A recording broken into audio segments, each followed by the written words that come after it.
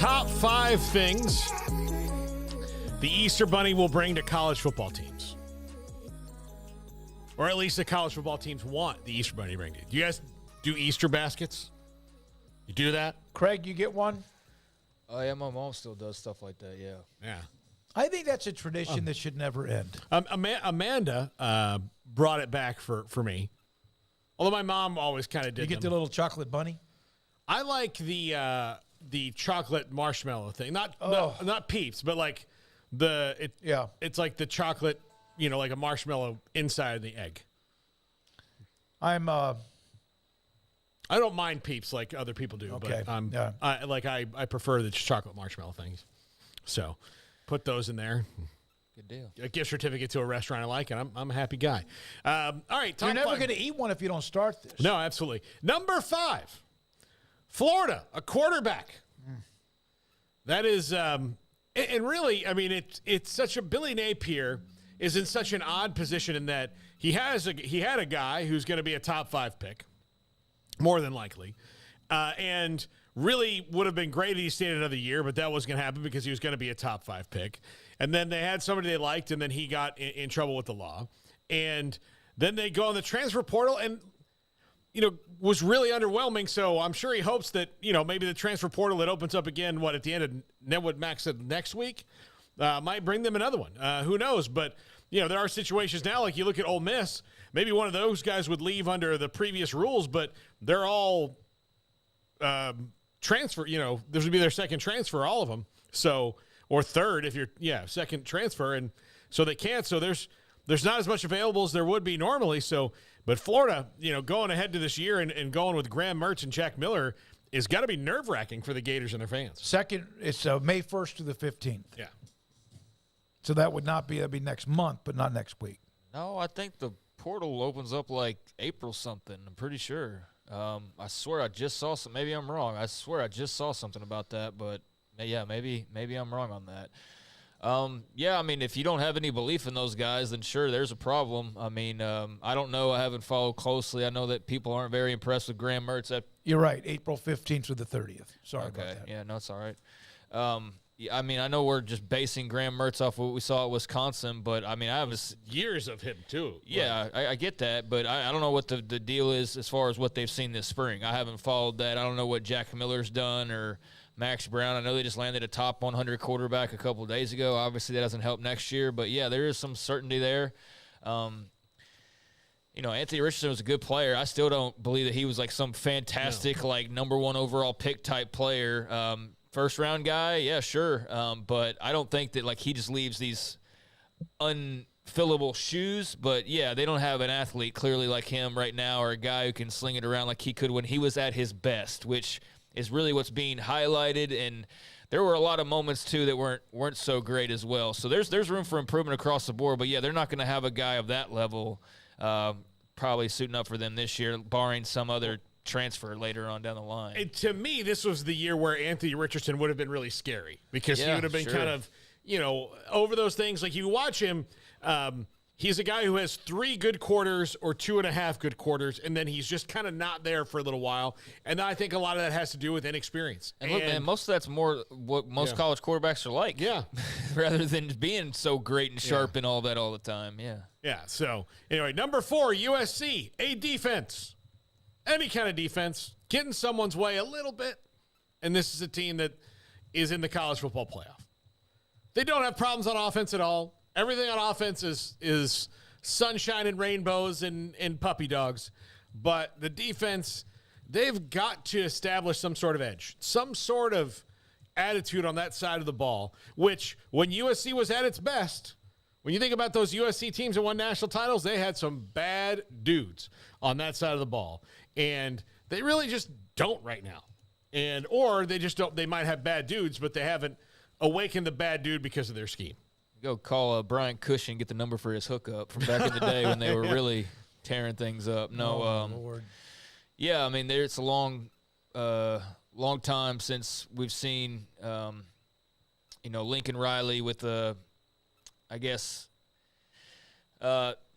a believable answer to their defensive woes. Like it kind of just seems like, yeah, they're working on. And it was kind of something that carried over at Oklahoma. And then, we know all the feelings that came out about the shape of the roster and all of that when Venables took over and all the cleaning house he had to do and everything else he had to address. But, yeah, I think that USC is clearly very talented on offense. And, yeah, the missing piece is certainly a defense. Now, it appears they have some talent over there. They had talent at Oklahoma, too, but couldn't quite fully put it together. Now, having said that, they were always good enough to get to the playoffs, so it's not like they were just off the edge of the earth awful. But, yeah, they were not very good last year, and that is the missing piece for them because they've got the quarterback and they've clearly got some weapons around. Number 3, Baylor. Consistency. You just look back over the last couple of years. It's a good year. It's an average year. It's maybe a bad year thrown in there. They just starting now. I think they need to resolve to let's have some. This year's good. The next year's good. The next year's good. They just haven't had it. And I think that's probably one of the hardest things for Coach Rand and the staff in recruiting is that through 2 coaching staffs they have not had a consistent 4 or 5 year run of this is how the season ends. They've had some really high highs and really low lows and all that. They need to just have some okay middles too. They just don't. They need to be driving on the same road for the same stretch of time. 7-6 last year. At least you continue the stretch. You have a couple of winning seasons in a row. You had the 2-7. You had the 1-11. But you're right. They've been like a slinky. They still do those. The slinky. I think you go up and you go down. You go up and you go down. And that's what they've kind of been, like a yo-yo, maybe even a better term or analogy for who they've been. Yeah, it's kind of the reality of being a program that's not, a super rich, super historic, super easy to rebuild spot. You're sort of in the middle ground, which is sort of no man's land where you're not guaranteed anything no matter how good you've been. You can still get picked over. You can, have some unforeseen things happen. And I don't know, guys, maybe they'd have some consistency if they had a coach that could stay long enough to allow them to build some consistency.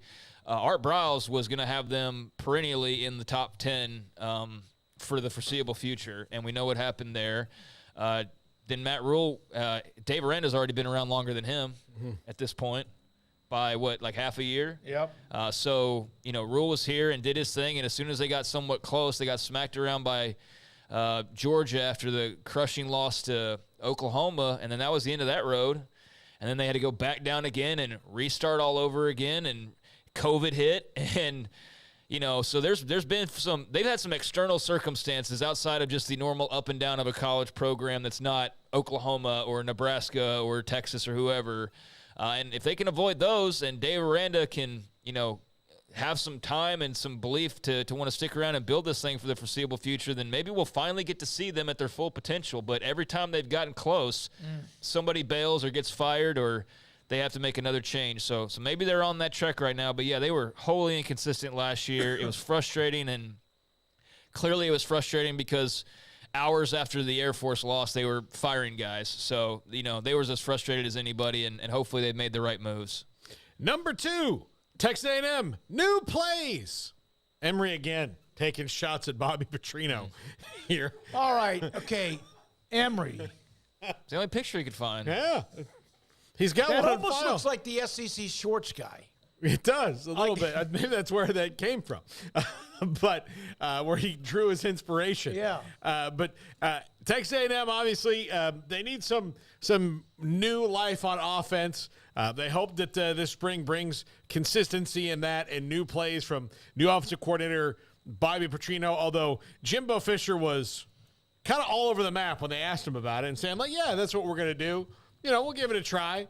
I wouldn't he's like everybody. And he said everybody runs the same plays. No, you run the same plays. You do. Yes, trap. Slant, go. All those things are the same routes and the same plays, but the way that they run them is different, and the way that they line up formation wise is different. And you got figured out, Jimbo. Bottom line, they figured you out. And team didn't have chemistry last year, especially on offense, and needed some new life. Now, from new life, you brought in an old guy, Bobby Petrino, so we'll see how that works. But certainly the folks down in Aggieland are praying this works.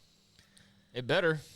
Yeah. I mean, if this doesn't work, then what's next? What's left to change? What's left to get out of the recruiting ranks? What's the excuse left? And I'm not somebody who's been like smashing down on, well, Jimbo better win now and blah blah blah about the buyout. I haven't really talked all that much about Jimbo in any type of warm seat or anything like that. Because I just haven't felt that's really a thing. But I do think, now at the point when you're reaching down and you're having to make changes at what you're supposed to be the expert at, unwillingly, to some extent, and Bobby Petrino's the guy you go and grab, resume as good as it may be. Yeah, it just feels like, all right, this is a make or break moment for the Fisher era in College Station. Is this better work? And however that happens, whether it's more Petrino, less Fisher, or equal or whatever, it needs to work. It needs to work.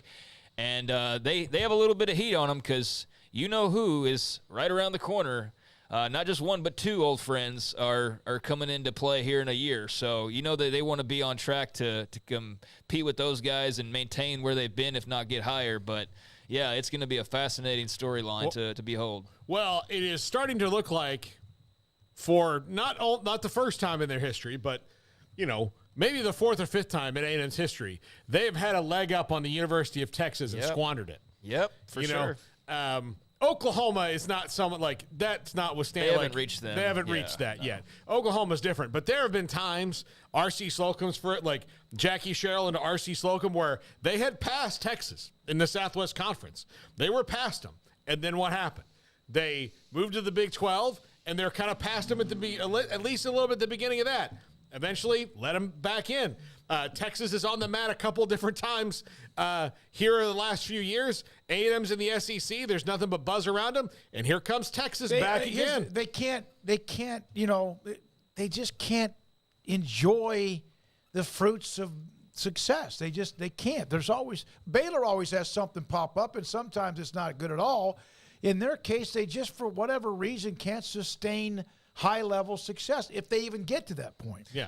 Well, it's somewhat that, and it's also just feeling the need to always compare yourself. So no matter what you do, unless that other team's obviously down, then you're always like even-eyed or looking up, and that's just it adds to your frustrations. But I mean, I guess this all boils down to someone in the quarterback room, and that's really where it started to unravel with Kyler and Kyle Allen and how that all unfolded. And that was they were at their peak right there, and then that all fell apart and yeah, it was back to more of an even game after that. Yep. And number one, the entire Pac-12. A TV deal. A TV deal. Yeah. I don't even think I'm going to leave this without comment because we've discussed it at length. We've discussed it for a year. We have discussed it for a year. Great stuff, Paul. All right. Again, hope you all